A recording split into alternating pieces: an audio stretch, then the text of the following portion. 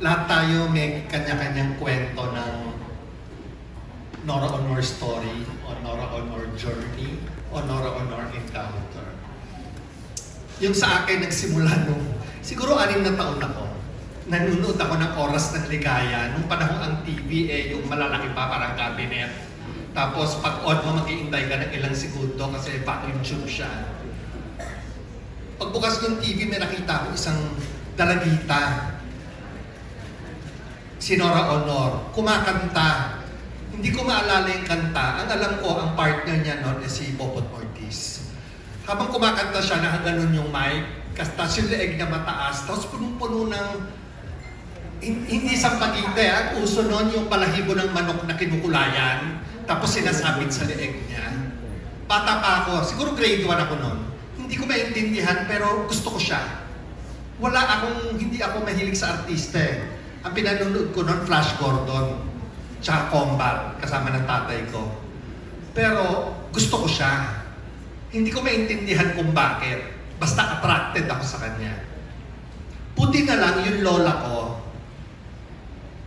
fan na fan ni Nora Aunor. Lagi yung sinasabi sa akin noon, alam mo, Ma, mahal ko yung si Nora. Hindi ko kilala si Nora, pero dahil sa lola ko, napanood ko yung mga pelikula ni Nora. Darling, Guy and Peep, and God Smiled at Me, Around Asia with Nora, Nora Wonderland. Pumila kami sa Grand Theater para manood ng Lollipops and Roses dahil sa lola ko. So gustong-gusto ko siya. Siya yung kauna-unahang artistang hinangaan ko. Kahit pag nakikita ko siya sa TV, sa mga commercials, na-excite ako. Nag-endorse siya ng Dial, sabon. Si Nora Aunor, nag-endorse ng sabon. Kumakanta ng, hey, aren't you glad that you use Dial? Naliligo siya sa ilalim ng shower. Diba? Can you imagine isang morenang babae na nag-endorse ng sabon, nag-endorse ng Coke, nag-endorse ng Pepsi, nag-endorse ng Security Bank? Hindi ko siya makakalimutan. So yung buong late 60s hanggang early 70s, fan na fan ako ni Nora. Tapos, unang beses ko nakita si Nora Aunor, nasa eskwelahan ako. Schoolmate ko yung bunso niyang kapatid, si Buboy. St. Martin Technical Institute, kung nasa ng Ultra ngayon. Nasa classroom kami, tapos biglang nagkakagulo. Pagsilip namin, nakita ko si Nora Aunor. Naka-all-maong, papasok sa kotse niya, nagkakagulo yung mga tao. So first time kong nakakita na may dinudumog. Grade 4 ako noon. Flash forward. Nasa UP na ako, nag-aaral ako ng film. Nung panahon na yon, 1982, kapapalabas na palang naghimala. Nung panahon na yon, gustong-gusto ko na si Nora, gustong-gusto ko lalo si Nora, pero iba na yung konteksto. Ang konteksto noon Banawe, 3 taong walang Diyos, ikaw ay akin, himala, inakapatid anak. So iba na. Mula sa mga pelikula ng 70s kasama sina Manny De Leon, Tirso Cruz III, tsaka Kokoy Laurel, ito iba na. Hinahangaan na siya sa ibang level. Nag-aaral ako ng pelikula noon. So gustong-gusto ko na siya. Tapos, after that, naging kaibigan ko si Ricky Lee, na later on naging matalik na kaibigan ni Nora Aunor. Flash forward tayo ngayon, 90s. Dahil kay Ricky Lee, nakilala ko si Nora ng personal. Ginagawa yung Andrea. So kasama ko yung mga grupo ng mga taga-UP, sina Joyce Bernal, sina Weng, sina Melanie na nandito ngayon. Pupunta kami sa bahay ni Nora sa Menu Manila. Bata pa sina Matet noon, sina Lotlot, sina Ian, batang-bata pa sila, 90s. Minsan sabi ni Nora sa akin, alam mo, gagawa tayo ng pelikula, tayong dalawa. I was in my 20s. Alam ni Nora, siguro through Ricky, na ang pangarap ko ay maging direktor. Pero mahirap lang kami. Wala naman akong koneksyon. Hindi naman ako involved sa pelikula.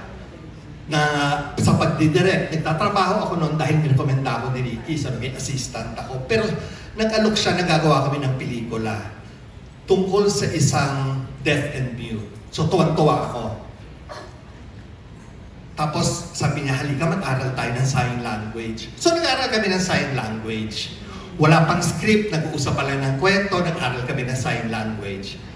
Tapos hindi natuloy. Pero okay lang sa akin yun eh. Kasi biruin mo mula sa isang tagahanga, nakilala ko siya, nakasalamuha ko siya, nakainuman ko siya, nakakwentuhan ko siya, kaya inaalok ako mag-direct. One time, ito na yung kwento, ito na yung simula, nanginginig yung tuhod ko, pasensya na po kayo. It was the mid-1991, pinatawag niya ako. Sabi niya, Ma, ang tawag niya sa akin, Kuya.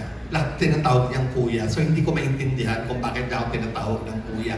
Sabi niya, Kuya Mac, magdidirect ka sa Channel 2. Sabi ko, talaga Ate Guy, paano nangyari? Nag-usap daw sila ni Charo Santos.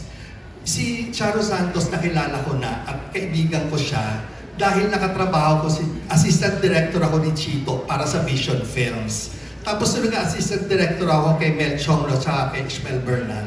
Sina Charo at sina Malu Santos at sina Olive Lamasa nagtatrabaho sa Regal. So kilala ko na sila. Pipirma ko ng kontrata sa Channel 2. Magkakaroon ako ng show. Ito yung Star Drama Presents Nora. Sabi ko sa ABS, ikaw ang gusto kong direktor. So nanginginig ako, di ba? Sa tuwa, sa disbelief. Tapos sabi ko, ano sabi nila? Sabi nila, ang plano nila, ang magdidirect daw sa akin, mga established directors. Sina Bernal, my seniors, the established directors. Sabi raw, which is very understandable kasi comeback ni Nora yun eh. Sa TV, sa ABS. Sabi ko, okay po yun. Ano sabi ninyo? Sabi ko, hindi. So, kailangan subukan kanila. Kung ayaw nila yung trabaho ko, wag nila ako bayaran. Kung ayaw nila yung trabaho mo, wag nila ako bayaran. So, nalaglag ako sa silya ko, di ba, for her to say that. Tapos, kwento niya, si Charo Santos had a Solomonic idea. Sabi niya, simple yan eh. Sabi niya, ganito gawin natin. Pagdirikin natin si Mac, mag-guest ka sa Maalaala mo kaya, pagdirikin natin si Mac ng episode mo. Kung maganda ang trabaho niya, kanya yung show. Kaya kita pinatawag direct, magdidirect ka na Maalaala mo kaya. I was in my 20s then. So tuwan-tuwa ako. So nag-usap kami ni Ricky, material ni Jun Matias, nag-prepare kami, etc. Nag-aaral ako ng pelikula. So ang paghahanda ko, tulad ng mga napag-aralan ko, tinawagan ko siya, Ate Guy, pwede pa tayo mag-meeting? Kasi i-explain ko sa iyo kung yung gusto kong gawin. Ay, oo, halika. Punta sa bahay nila sa New Manila. Pinapasok niya ako sa kwarto niya. Nilabas ko yung script. Nabasa na niya yung script. In-explain ko sa kanya per sequence. At may storyboard. Nakinig siya sa akin ng 2.5 oras siguro. How kind! How kind! To listen to me. To believe in me. Para tumaya. Di ba? How kind of her to recommend me. How magnanimous of ABS-CBN to accede to her request. Yun ang maraming tumulong sa akin para maging direktor. Pero kailangan ng final push. She gave that final push. So finally, magdidirect na ako. Friday, September 13, 1991. Tandang-tanda ko yan. Ang call time niya, 7:30. Ako, 7. Dumating ako dun 6, wala pang tao. Makeup artist pa lang. Sabi sa akin, makeup artist, sino po kayo? Kasi hindi ko na, TV eh, you don't meet with the makeup artist. Ang nakamit ko lang noon, si Malu, si Charo, before, kinausap ako ni Charo, etc. And then, the location manager. So wala akong nami-meet. So sabi niya, sino po kayo? Sabi ko, ako po si Mac Alejandre, ako po ang director ninyo. All of a sudden, first time ko na-experience, nagbago ang trato. So, alam ko, nag-assistant ako pero alam ko magiging ganun, pero yung ginagawa sa'yo, Ibang klase. And all of this because of Nora Honor. 7:30 ang call ni Ate Guy, dumating siya ng 7:30. Alam natin, di ba? Alam natin na ang laking bagay nun. Nora Honor arriving 7:30 on the set. And then nilapitan niya ako. Sabi niya, relax ka lang. And then the whole taping day, she wasn't acting like a star. She was listening to my every instruction. Tapos, meron siyang tingin of support. Alam niyo yun eh, yung habang nasa trabaho kami, tingin of support. Tapos once in a while, bumulong siya. Kumusta ka? Okay ka lang ba? And then natapos. So tapos na. Thank you. I think 7 a.m. natapos. Uso ang pa-morningan nun. Noong mga panahon na yun, ang MMK one day. So tapos na. Mag-e-edit na ako. On the day that I was supposed to edit, naglalakad ngayon ako dun sa hallway. Yung lumang ABS-CBN. Hindi po, wala pa yung building. Then lumabas si Charo mula sa office niya. Hi Max, sabi ko hi. Sabi niya, I heard you had a good episode. Tapos sabi ko, I hope so, mag-edit pa lang ako. Alam kong maganda kasi nakarating na sa kanya eh. So may potential maging maganda. At na-confirm kong maganda kasi a week later, I got a new script to direct the second episode. And then after that, I got the show. Para sa isang batang nangarap maging director na nagmula sa wala, na nakita si Nora sa Oras ng Ligaya, na hindi siya kilala, tapos tumaya siya, sinangkalan niya yung pangalan niya, at natupad ang pangarap ko. Ang laking bagay, and she didn't make a fuss about it. Konting kwento na lang. Fast forward tayo. So natapos na direct ko na yung Nora. Kakanta si Nora Honor sa Captain's Bar ng Mandarin Hotel. Big time! Kasi mga sosyal. Through G.R. Rodis, I was directing the TV coverage. So nakita ko kung paano siya sambahin ng masa sa pelikula. Nung 70s, ito hindi masa. Ito yung mga mayayaman na nagpapareserve ng kwarto sa Mandarin to make sure makakapasok siya sa Captain's Bar. Ito yung mga nakapila, ito yung mga ang lalaki ng diamante, tapos bihis na bihis, tapos nakapila sila. Tapos, hindi katulad nung nanood ako ng Lollipops and Roses na pagpasok mo sa sinihan, amoy ulam. Kasi noong mga panahon na yon, pwede ka manood buong araw eh. At dudong ka lang. So yung mga tao, para kay Nora, nagpabakod. Ito hindi amoy ulam. Diba? Ang bango. Ang bango-bango ng Captain's Bar. Pero nung nagsimula siyang kumanta, hawak na niya yung audience. At kung gaano pumalakpak yung mga tao tuwing pinanunood siya noong 70s, ganun siya pinalakpakan sa Captain's Bar. Fast forward tayo. Nag-concert siya sa Araneta. Mga mid-90s na to. Dinarect ko yung, kinuha siya ng type to do a concert tour sa Pilipinas. So may mga key cities. Pupunta kami Davao. I'll direct the concert sa Davao. Lahat kami nasa aeroplano na. Morning flight to Davao, nasa aeroplano na. Pero, hindi pa kami umaalis. Everybody was uneasy. May inaantay. Matagal. Hindi ko alam kung matagal. Basta alam ko, hindi nalilate ang aeroplano. Hindi nalilate. Tapos, yung mga tao sa likod, nag-uusap, dapat ba di pa tayo umaalis? Ba't tayo hindi umaalis? Tapos, umakyat si Nora Honor.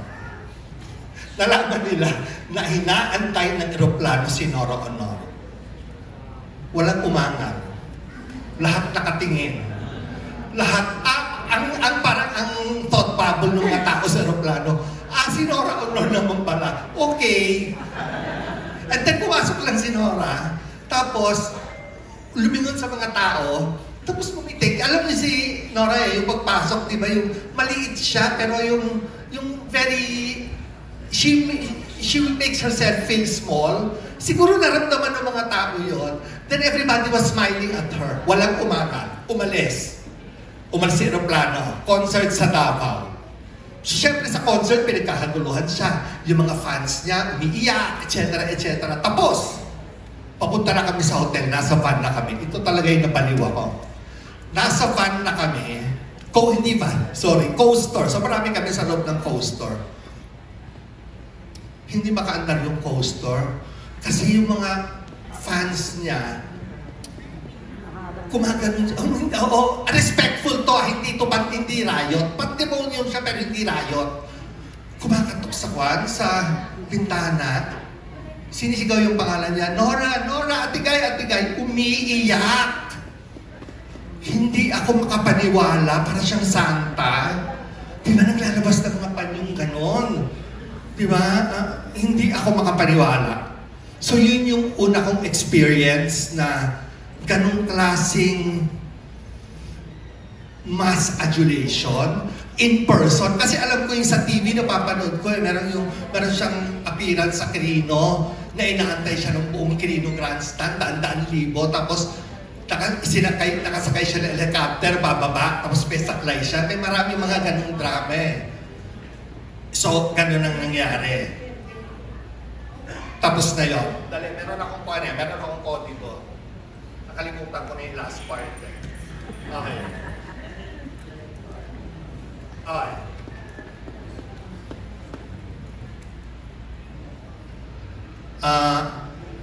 So, nakita ko kung paano siya sambahin ng mga tao.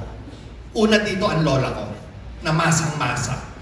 Masang-masa, hindi nakabot ng koleyo, lumaki sa kasiguran, mahirap, galing sa mahirap na pamilya, mahal na mahal siya.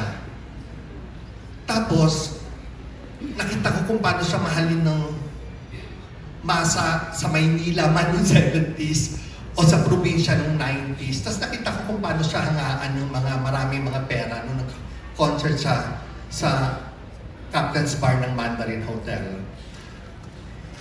Gusto ko lang i-wrap up yung experience ko kay Ate Guy by saying na ang hirap ng naging buhay niya kasi naging star, pinasok niya yung mundo when she was barely a teenager at 14, naging superstar siya bago siya nag-debut at 17. At yung mga panahon na yon, ang star ibang klase ang kapangyarihan ng mga star na yon. Tapos nang buhay siya pumasok sa isang mundo ng pantasya. So, bata ka, so nag-i-struggle ang mind niya, nag-i-struggle ang being niya. Pero sa gitna ng pag-i-struggle ng being niya, may dalawang bagay na lumalabas na constant. At yun yung gusto kong i-share kasi yun yung nararamdaman ko. Ang dalawang bagay naging constant na lagi niyang inilalabas at ito ang nasa core ng pagkatao niya. Ang dalawang bagay ay unang-una generosity. Kasi yun ang constant. Mula noon hanggang sa bago siya mamatay, generous siya. Marami nang nagsabi niyan, nababasa niya sa Facebook, multitudes of tribute tungkol sa kanyang generosity. Ang isa pang hinahangaan ko na laging pinaglalaban niya at ito yung totoo at nasa core niya, yung kanyang search for artistic excellence. Can you imagine, nagsimula siya mag-produce nung 20 years old siya. Tapos yung mga pelikulang ginagawa niya, against her brand equity. By the time bago siya mag-30, ginawa na niya yung mga pelikulang makapuluhan. Pinoduce na niya ang Manawe, pinoduce na niya ang 3 taong walang Diyos, pinoduce na niya ang Bona, nagawa na niya ang Himala, ang dami-dami na niyang nagawa. At patuloy siyang gumagawa ng mga bagay ng mga pelikulang makabuluhan. Andrea, paano maging isang ina, lahat. Kahanga, ito yung nasa core ng puso ni Ate Guy. Ang pagiging generous at ang pagiging artist. At yung pinaglalaban niya, yung pinaglalaban niya yung mga bagay na pinaniniwalaan niya. At the end of the day, marami siyang buhay na tinatch.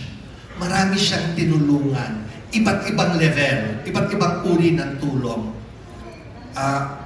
Pero mula sa akin, simple lang maraming tulad ko ang tinulungan niya na matupad ang pangarap. Mahirap maging direktor ng panahon na yun. Noong mga panahon na yon, swerte nang may isang bagong direktor kada taon. Nung taon na yon, sa pamamagitan ng tulong ng mga kaibigan ko, lalo na si Ricky, at sa final push at rekomendasyon at pakikipaglaban ni Nora Honor, at sa pagtanggap sa akin ng ABS-CBN, natupad ang pangarap ko. But it took the courage of one Nora Honor to fulfill my dream. Isa lang ako. Marami siyang pangarap na tinupad. Marami siyang mga taong naapektuhan. Marami siyang barriers na brinake. Binago niya ang perception ng mga tao. Nireset niya ang standard ng artistic excellence. And for that, I think we should all be grateful. The tribute to her na lumalabas sa Facebook ngayon, sa social media, at tayo, tribute natin sa kanya, is very, very well deserved. Dahil hindi lang siya isang natatanging national artist, kundi superstar siya nating lahat. And I think, kailanman ay hindi siya malilimutan. Maraming salamat, Ate Guy. Maraming salamat sa ambag mo sa bayan at ambag mo sa sining. Maraming salamat po.